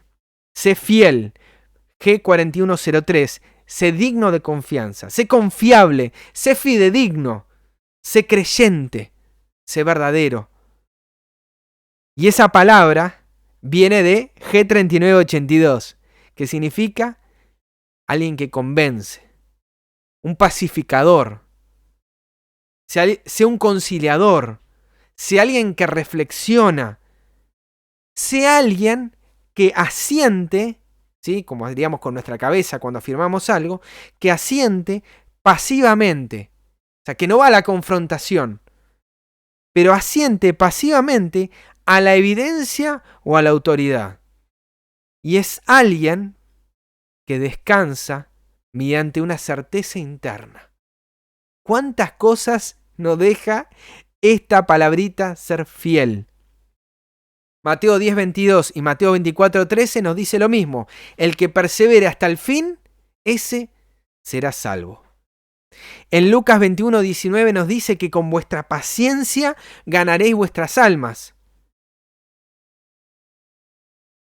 Y en Santiago 1:12 nos dice, Así también para el que está luchando con una tentación hoy en día, yo no sé por qué situación me están pasando y me están escuchando, pero dice, bienaventurado el varón que soporta la tentación, porque cuando haya resistido la prueba, recibirá la corona de la vida que ha prometido Dios a los que le aman. A veces pensamos que somos los únicos y pensamos que ese dolor Dios no lo ve. Pero el que soporta, Dios lo compara como el que soportó ese martirio, ¿sí? Ese sufrimiento. Y cuando nos demos cuenta, habrá sido solo un breve momento. A veces nos hacemos un mundo de situaciones trágicas, difíciles por las que pasamos e incluso involucramos a nuestra familia, ¿sí? Por malas decisiones propias. Pero el que soporta la tentación, el que avanza, el que no cae, el que resiste, aun cuando todo vaya en contra, recibirá la corona de la vida que Dios ha prometido a los que le aman. Entonces, para ir finalizando, Esmirna se le dará la corona de la vida. Es decir, Esmirna no tiene la corona de la vida, necesita la corona de la vida. ¿Por qué? Porque esa Esmirna se le promete no sufrir daño de la muerte segunda. Es decir, no dice que no va a sufrir la muerte primera. No lo dice. Entonces nos deja bien en claro que es una iglesia que necesita vencer esto para obtener esa corona. Es una iglesia que va a ver la muerte. Es una iglesia que no va a ver en vida a Cristo viniendo a las nubes de los cielos. Pero se le promete, sé fiel y yo te voy a dar la corona de la vida. No es simplemente aquellos que están muriendo hoy y van a resucitar. Sí lo pueden ser también. Pero son particularmente aquellos que en los tiempos finales enfrentarán una situación muy, pero muy crítica. A diferencia de Filadelfia, Filadelfia nos dice en el verso 11 de Apocalipsis 3, he aquí, yo vengo pronto, retén lo que tienes para que ninguno tome tu corona. Es decir, si ella retiene lo que tiene, nunca la perdería. Es decir, nadie se la dio a Filadelfia. Filadelfia siempre la tiene. Interesante, ¿verdad? Las dos luchan contra la sinagoga de Satanás. A las dos se le promete esta corona. Uno se le va a dar si es fiel y otro la tiene que retener. ¿Me van entendiendo? Unos no van a ver a Cristo en vida y otros sí. Es por eso que aquí esta iglesia, ya la vamos a estudiar, la de Filadelfia, es la iglesia de los 144.000. Es la iglesia que nunca ve la muerte y es la iglesia que puede poner de rodillas a la sinagoga de Satanás, no porque Esmirna no pudiese. Esmirna tiene todo para hacerlo, pero no es una iglesia que pasa por la última tribulación. No es una iglesia que va a pasar por el desencadenamiento final de los eventos. Por ese tiempo de angustia del que nos habla Apocalipsis 7, que pasaron la gran tribulación. Ellos pasan por una tribulación, pero no van a pasar por la gran, como van a pasar los 144.000. Entonces acá tenemos los dos ejemplos, los dos modelos. Por un lado, Moisés, aquellos que van a ver que van a ver la muerte y luego van a resucitar.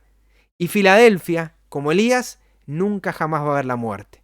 Estos son dos modelos que se van a mencionar en otra oportunidad cuando leamos el libro de Apocalipsis, ¿sí? Y es necesario que tengamos en claro. Pregunta final, ¿quién es la iglesia de Esmirna? Forma sintética, es la iglesia de los mártires. Y acá podríamos leer un montón de citas y ya no hay tiempo para nada, ¿sí? Simplemente me acordaba en el capítulo 4 del conflicto cómo a los jóvenes valdenses se los educaba en muchas perspectivas del evangelio, ¿sí? Pero, dice la sierva, los jóvenes que eran ordenados para el sagrado ministerio no veían en perspectiva ni riqueza ni gloria terrenal, sino una vida de trabajo, peligro y quizás el martirio. ¿Por qué? Porque así arranca el párrafo. El espíritu de Cristo es un espíritu misionero. Mis hermanos, Yo no creo que todos pasemos por la experiencia de Esmirna, porque claramente algunos verán la muerte y otros no. Algunos serán mártires en el tiempo final y otros no. Pero lo que no me queda ninguna duda es lo que dice Apocalipsis capítulo 12, verso 11.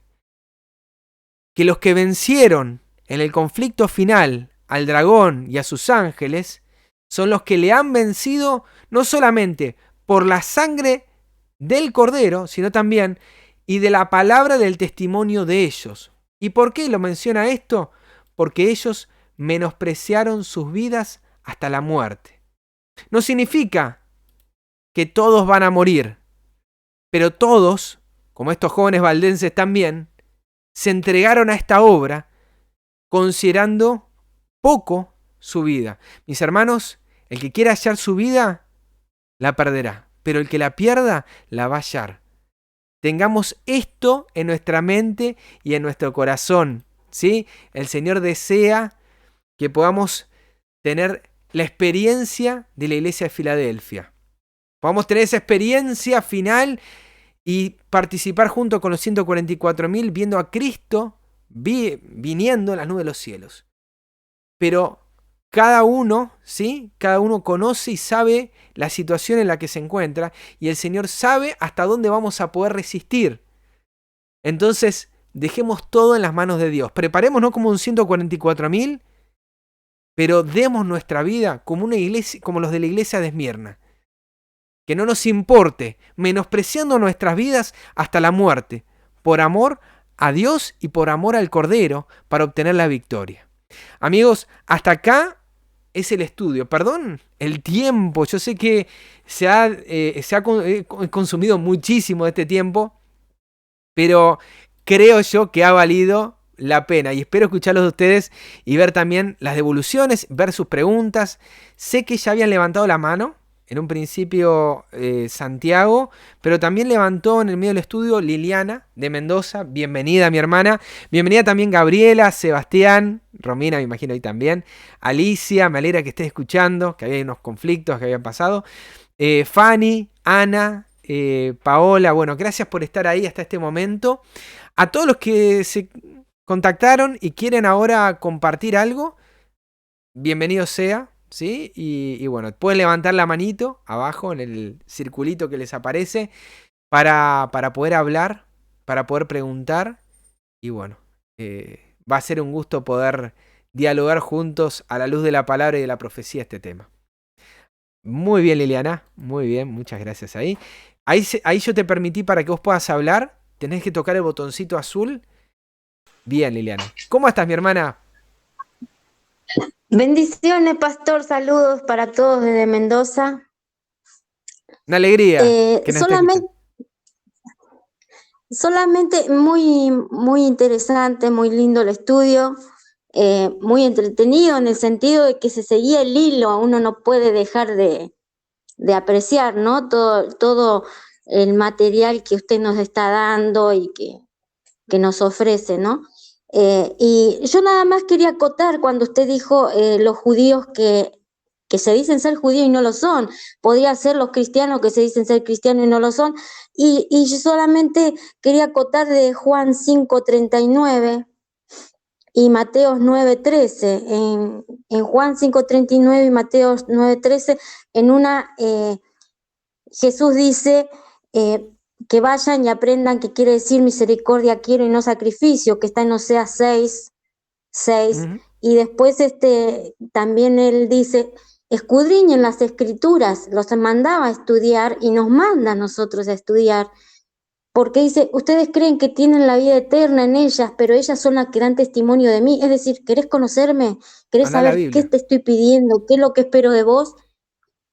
Estudiar las escrituras, y en ese tiempo estaba el Antiguo Testamento, no estaba el Nuevo, Uh-huh. y los enviaba a estudiar, ¿no? Para que lo aprendan a conocer, y hoy nos dice eso, Amén.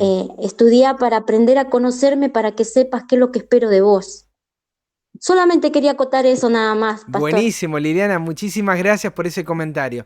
Todo suma, ¿sí? Así que Sí. muchísimas gracias porque son aportes que tal vez yo no iba a hacer. Así que ahí está, lo seguimos concadenando, como vos bien dijiste, lo seguimos concadenando para que, bueno, tenga, tenga también la mirada de todos los que estamos aquí en esta reunión. Bueno, Bendiciones. muchas gracias, mi hermana. Bendiciones también para vos. Si después deseas participar nuevamente, levantás la mano. A ver si hay algún otro valiente, además de Liliana. Los estoy viendo, lo estoy.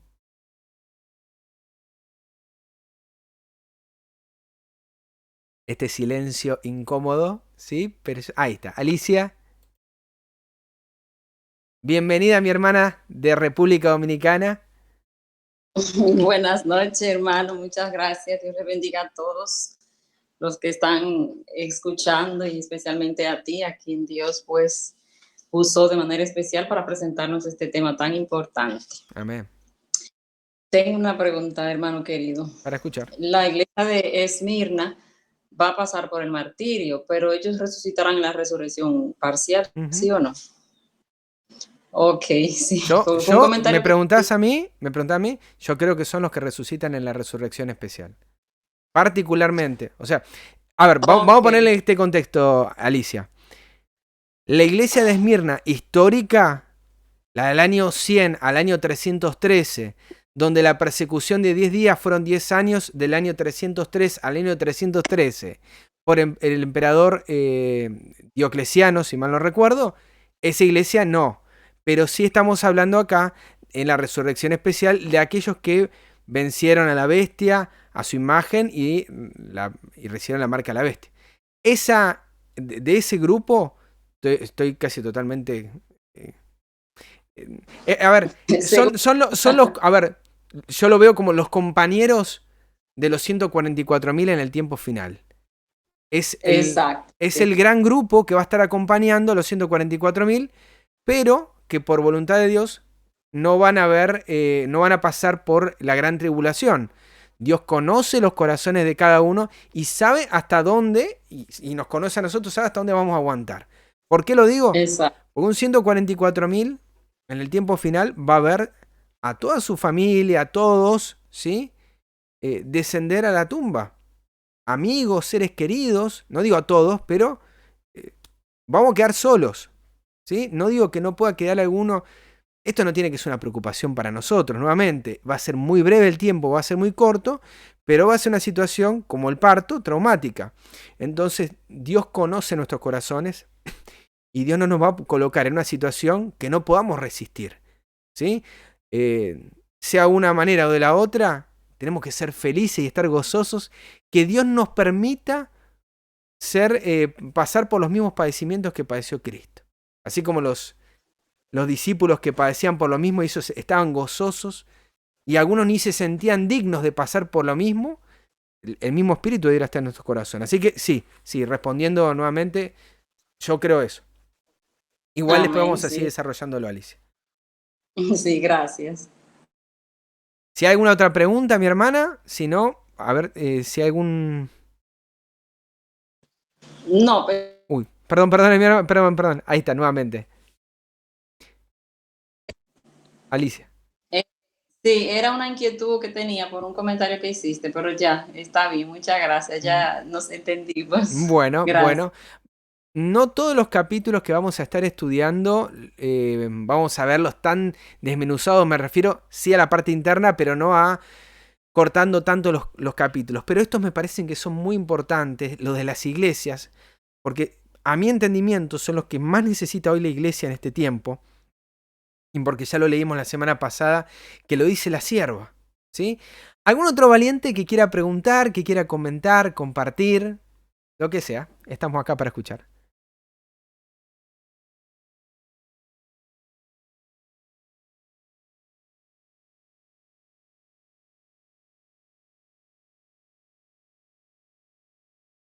¿Nadie?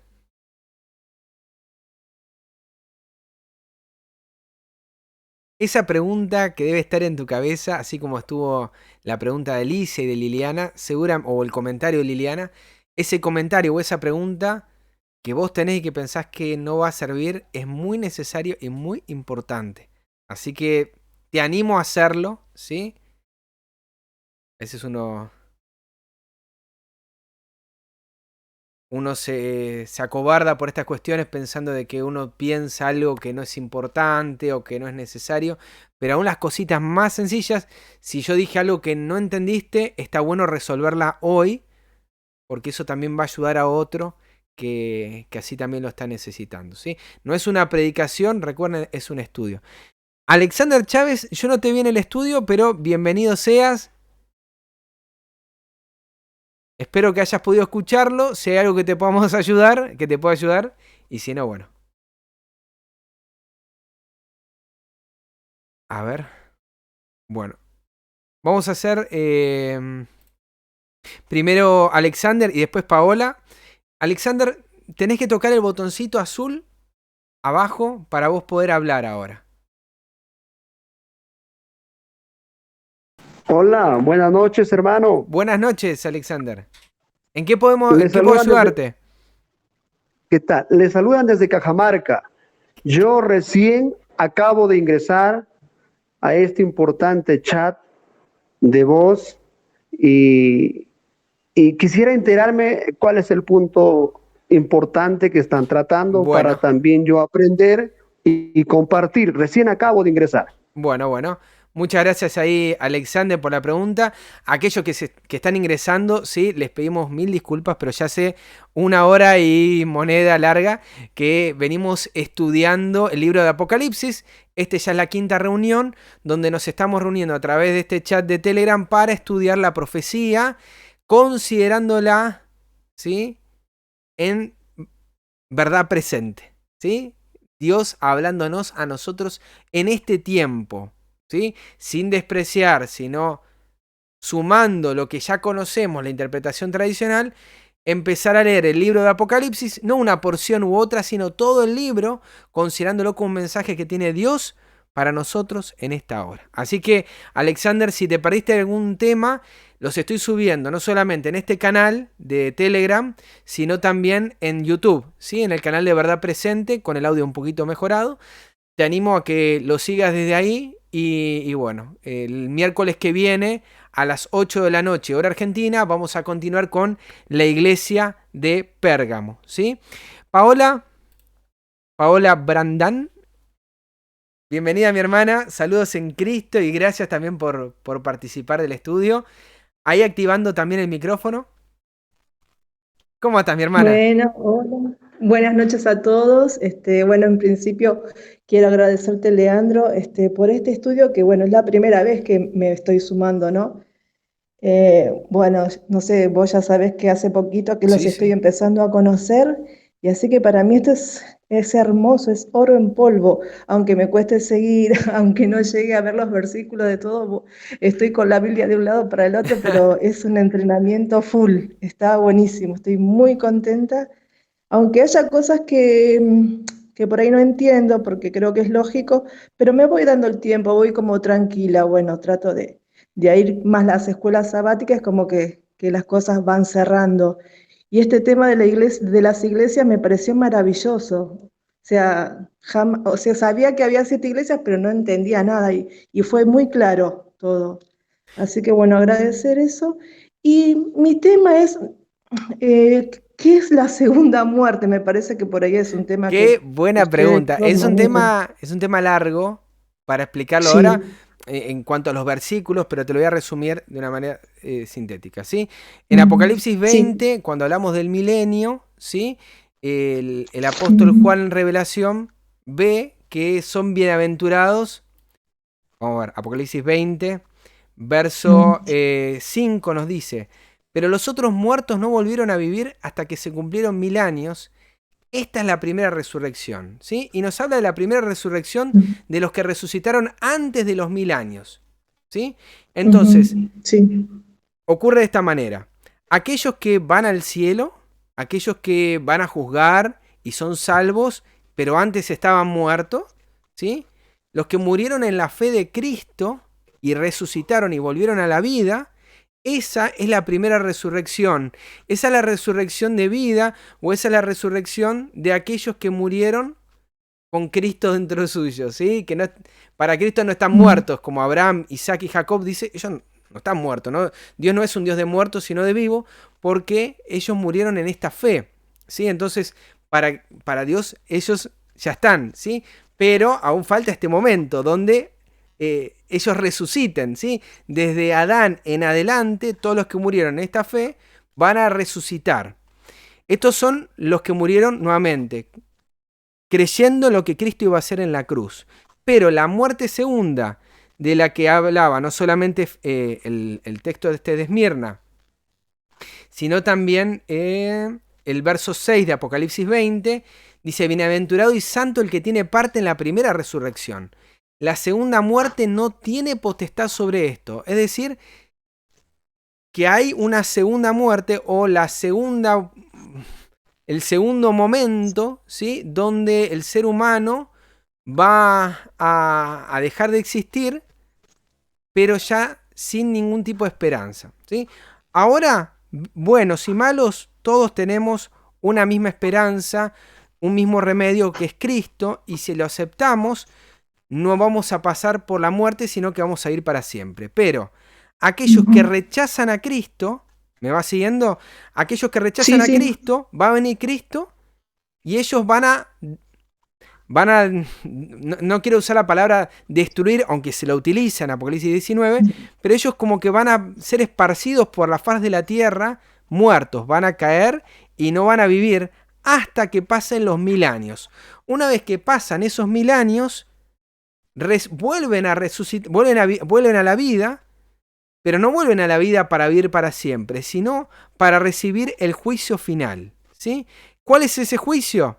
Bueno, en este tiempo, el Padre, a través de su Hijo, está llevando adelante un juicio, que está investigando a aquellos que quieren vivir la vida que Cristo nos prometió, ¿sí? O sea, lo que llama el día de expiación o el juicio investigador, que solamente era, en la antigüedad, para el pueblo de Israel, y hoy en día también para el Israel espiritual o el real, ¿sí? Para aquellos que deseamos tener a Cristo en nuestro corazón, se nos está juzgando, que significa se nos está limpiando para asemejarnos más a Jesús.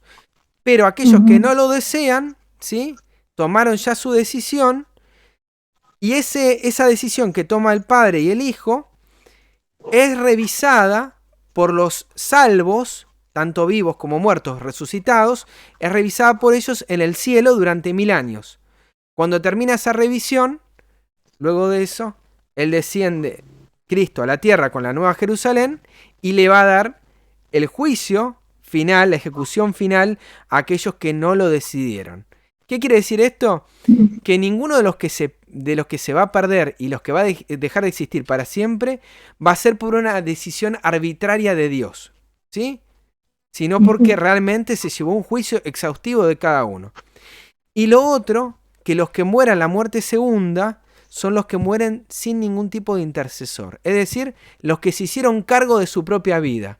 Cristo, nosotros morimos en la fe de Cristo, pero Cristo en la fe de ¿quién murió? Cristo murió y resucitó porque en Él no había pecado.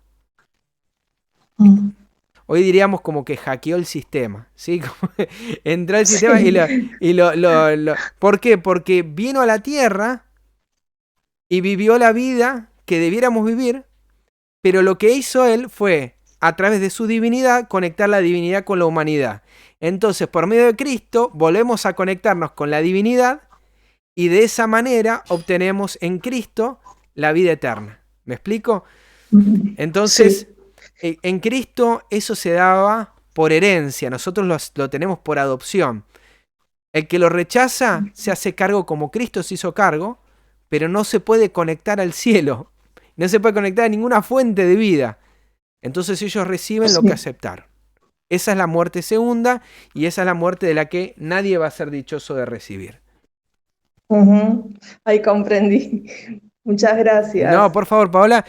Y te espero en el próximo estudio, ¿sí? Está buenísima tu pregunta porque era de esas cositas que estaban ahí que yo no iba a desarrollar, pero también me gusta que ustedes hagan esas intervenciones para sumar y terminar de definir un montón de cuestiones. Lo vamos a volver a ver, ¿eh? No va a ser la última vez. Bárbaro. Pero muchas gracias por tu respuesta y siempre tan atento. Y gracias a todos por la paciencia. De nada, Paola. Que Dios te bendiga muchísimo. Y bueno, estamos en contacto. ya es muy tarde, así que vamos a finalizar acá el estudio. Sé que, salvo que haya algo muy cortito, algo muy breve que quieran decir, y levanten la mano ya. Si no, ahí tiene abajo el botoncito para levantar la mano. Pero si no, queridos amigos, hasta acá fue el estudio. Les quiero hacer una pregunta. Ya está de intervenciones. ¿Alguien quiere compartir una palabra de oración? ¿Algún valiente, algún hombre, alguna mujer en Cristo que quiera finalizar este estudio orando? A mí me gusta mucho eso. Me gusta comenzar y me gusta también escucharlos y que sea algo participativo. Si alguien tiene ese deseo en su corazón de orar, puede ir levantar la mano y participar. Va a ser muy, pero muy bienvenido. Muchas gracias, mi hermano. Muchísimas gracias. Ahí sacando el micrófono y todos los demás, de forma reverente, nos postramos para orar. Alexander. Padre Dios, Amén. amado Padre Dios, te damos las infinitas gracias porque mueves el corazón de tus hijos de diferentes nacionalidades a preocuparnos en tu palabra, Señor. Agradecido de conocer a este gran número de estudiantes de la palabra, rogándote que tu buen Espíritu Santo mueva siempre nuestro corazón al conocimiento de tu verdad en este tiempo. Bendice las familias que se unen a esta causa. Bendice también la obra al compartir con las personas en cada ciudad, nación o pueblo. Y bautízanos con tu Espíritu Santo, Señor. Gracias, te lo pido en el nombre de mi Jesús. Amén. Amén. Amén, mi hermano Alexander. Y te agradezco muchísimo. Te agradezco muchísimo porque te sumaste al final y sin embargo no tuviste ningún temor en acompañarnos orando. Hasta acá, queridos amigos, hasta acá, queridos hermanos, el estudio de Apocalipsis 2 del 8 al 11. Nos vemos en el próximo programa, en el próximo tema, el miércoles que viene, a esta misma hora, por este mismo canal, como dirían, para estudiar la segunda parte, Apocalipsis, el mensaje a la iglesia de Pérgamo. Que Dios los bendiga muchísimo.